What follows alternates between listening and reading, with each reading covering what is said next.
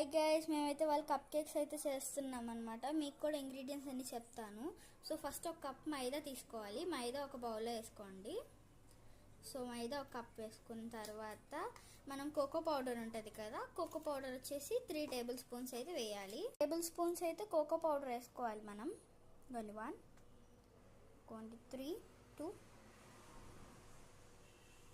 3 అనమాట. 3 table spoons cocoa powder వేసుకున్న తర్వాత మళ్ళీ 3 టేబుల్ స్పూన్స్ షుగర్ పౌడర్ అయితే వేసుకోవాలి. షుగర్ మాత్రం వేయదండి, షుగర్ పౌడర్ వేసుకోవాలి. 3 టేబుల్ స్పూన్స్ షుగర్ పౌడర్ అయితే వేసుకోవాలి మనం. 1 2 3 టేబుల్ స్పూన్స్ షుగర్ వేసుకున్న తర్వాత ఒక పించ్ ఆఫ్ సాల్ట్ అయితే వేసుకోవాలి. కొంచెమే వేయండి, జస్ట్ స్ప్రింకిల్ అంతే. సో దాని తర్వాత మనం బేకింగ్ సోడా ఒక టేబుల్ స్పూన్ వేసుకోవాలి. ఇదిగోండి, ఇదే బేకింగ్ సోడా.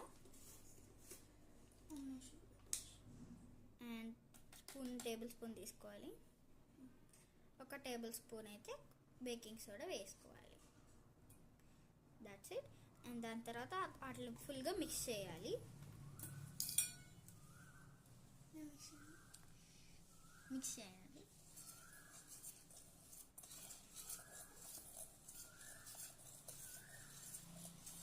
మిక్స్ వెల్ అన్నమాట.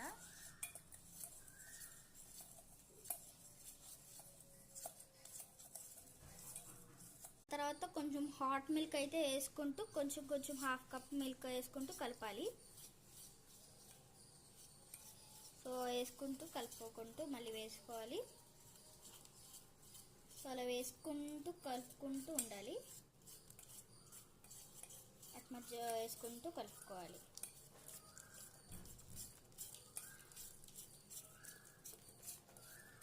కన్సిస్టెన్సీ అయితే వచ్చి ఇలా రావాలన్నమాట. ఇలా అయితే వచ్చిన తర్వాత మనం దానిలో చాకో చిప్స్ అయితే యాడ్ చేయాలి. ఇదండి చాకో చిప్స్.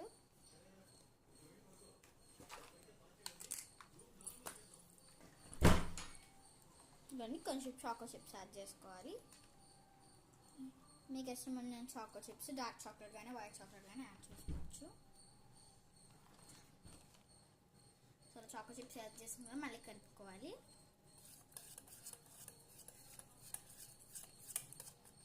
సో అంతే గాయ్స్, దీన్ని తీసుకెళ్ళి ఎయిర్ ఫ్రైయర్లో అయితే పెట్టాలి. కన్సిస్టెన్సీ వచ్చేసి ఇలా అయితే ఉండాలి.